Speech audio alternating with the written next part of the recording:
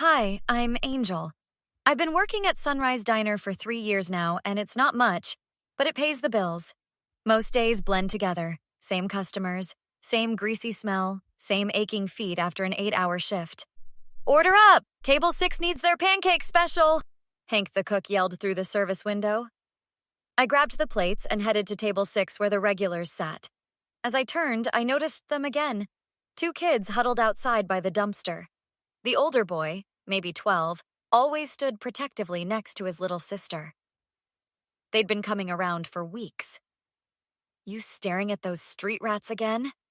Diane Porter appeared beside me, her voice dripping with disgust. Victor will have a fit if he catches you feeding them leftovers again. They're just hungry kids, Diane. Not rats. Whatever. Just don't expect me to cover for you when Victor Harmon finds out. During my break, I snuck out back with a paper bag. Hey there, I'm Angel. I brought you guys something to eat. The boy stepped forward cautiously. I'm Marcus. This is my sister Tasha. We're not begging, Tasha said quickly. Marcus says we don't beg. It's just leftovers that would get thrown away anyway, I lied. I'd actually paid for their meals from my tips. Over the next few weeks, feeding Marcus and Tasha became our secret routine. I learned they'd been bouncing between foster homes since their parents died in a car accident. You've got a real soft spot for those orphans, Melissa Wilson commented one day. She was our wealthy regular who treated the diner like her personal office. Just being decent, I replied, refilling her coffee. The trouble started when the register came up short. $50 missing during Diane's shift, but somehow I was the one Victor cornered in the break room. Where's my money, Angel? His face was red with anger. I didn't take anything, Victor. I wasn't even on register yesterday. Diane says she saw you pocketing cash. Says you've been doing it for weeks to feed those vagrant kids. My heart sank. That's a lie. I pay for their food with my own money. Save it. Diane's worked here 5 years. You really think I'd believe you over her? The next morning, Victor waited until the diner was packed for the breakfast rush. Everyone listen up, he bellowed. We caught a thief. Angel here has been stealing from the register to feed those orphan brats who hang around back. I didn't steal anything, I protested, feeling all eyes on me. Diane smirked from behind Victor. I saw her with my own eyes, boss. You're fired, Angel. And if I see those kids around my dumpster again, I'm calling the cops. Melissa Wilson stood up. I always thought there was something off about her. No wonder my bill was wrong last week.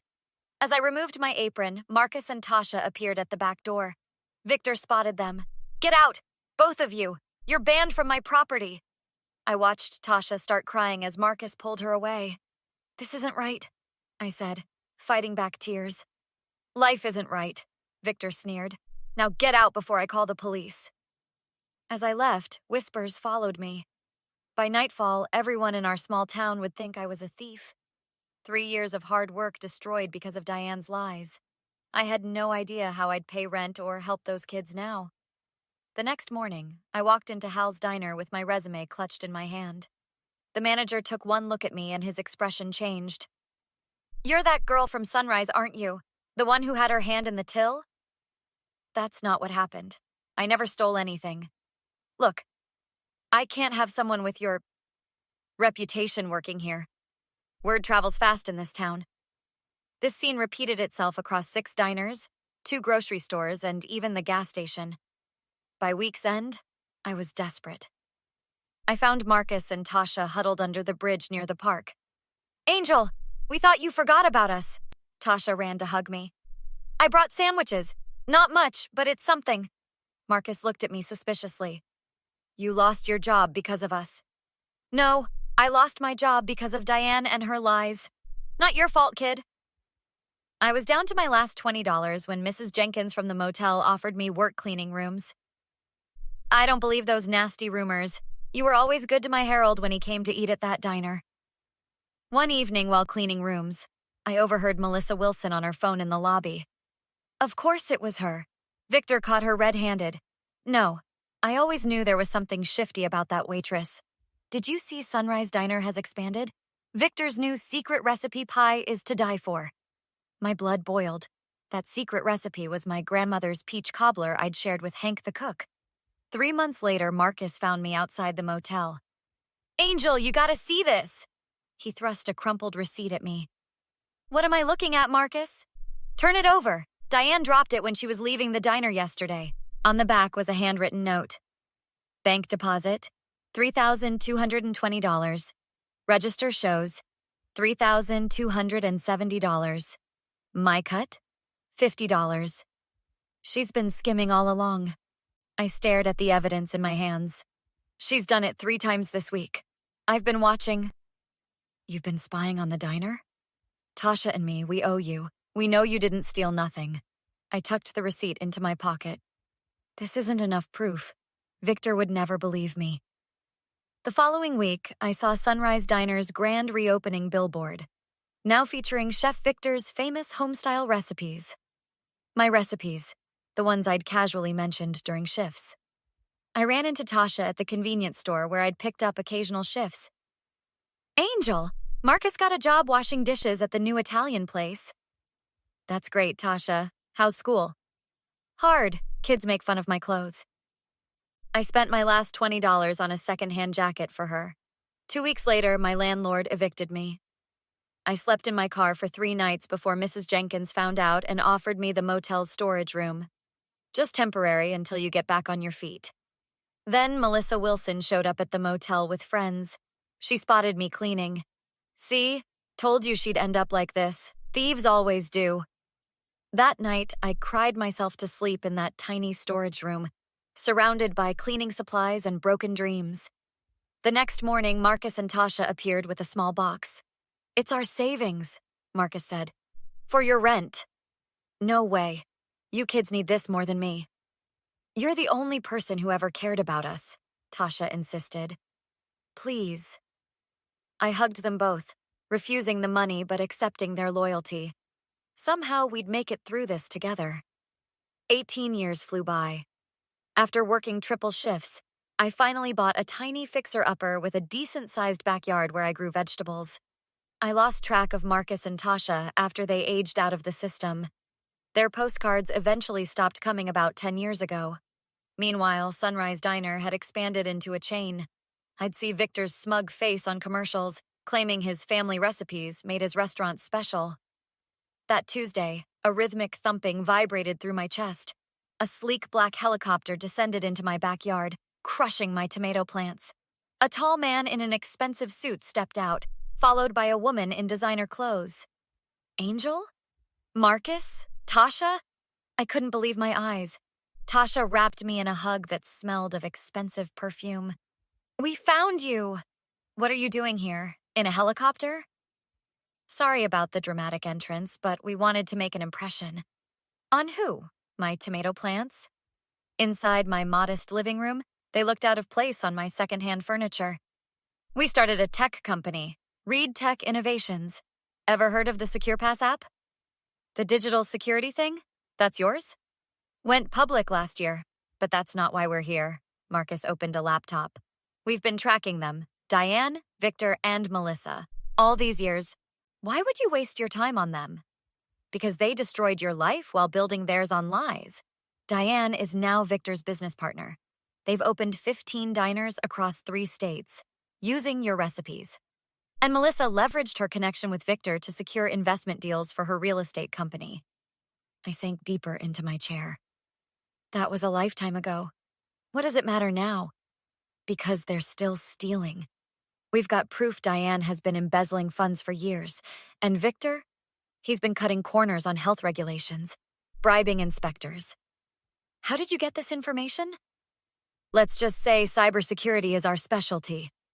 The town's hosting a business gala next month.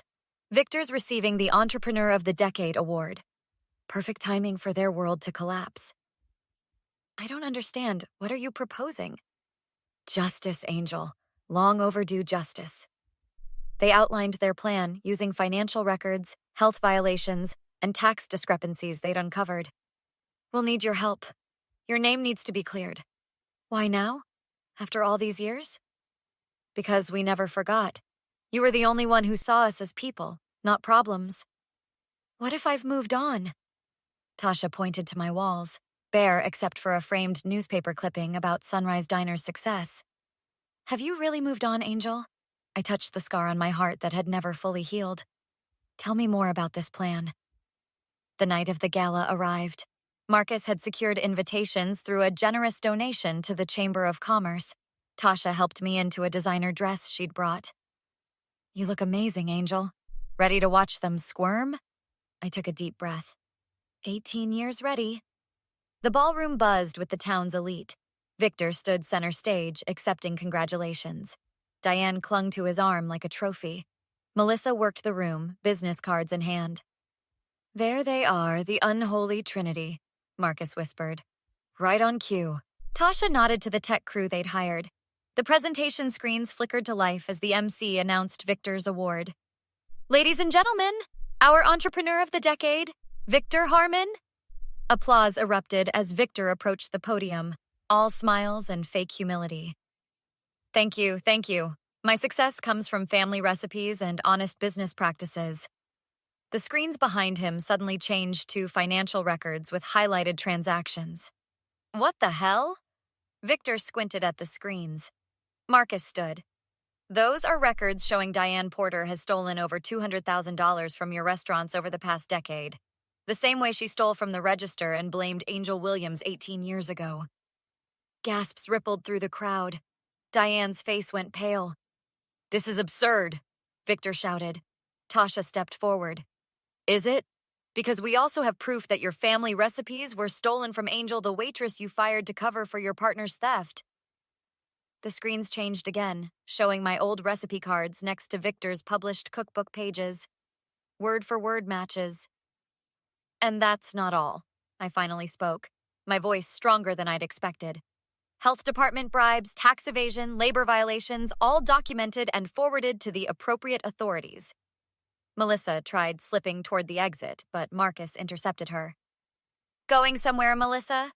We haven't revealed how you knew about Victor's fraud all along, yet invested client money in his expansion anyway. Securities fraud is serious business.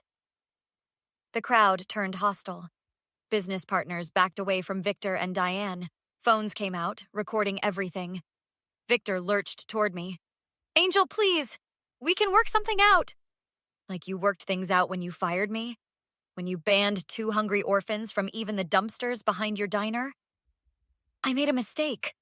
I'll make it right. Too late. The health department is shutting down all your restaurants pending investigation. The IRS is auditing your books. And your business partners? I gestured around the room. They're abandoning ship. Diane tried grabbing my arm. You don't understand. Victor made me do it. I yanked away. Save it for the prosecutors. As security escorted them out, Melissa called back. My clients will sue you for this. They'll be too busy suing you, Tasha replied coolly. 3 months later, Sunrise Diners was sold at auction. Victor faced tax evasion charges. Diane pleaded guilty to embezzlement. Melissa's firm collapsed under investor lawsuits. We celebrated at my little house, now fully renovated thanks to the settlement money.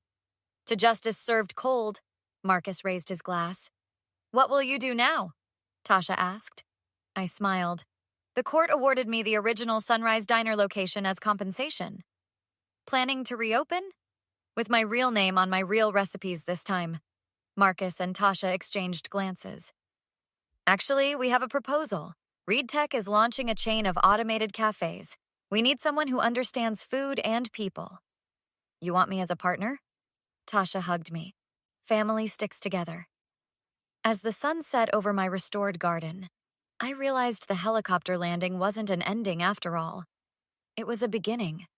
Would you have forgiven Victor, Diane, and Melissa if they truly seemed remorseful? Or do you believe some actions can never be forgiven no matter how much time passes? Have you ever had to choose between revenge and forgiveness in your own life? Share your thoughts in the comments below. If you enjoyed Angel's journey to justice, please hit that like button to help others find this story. Subscribe to see more revenge tales of those who finally got what they deserved after years of patience. Thanks for watching.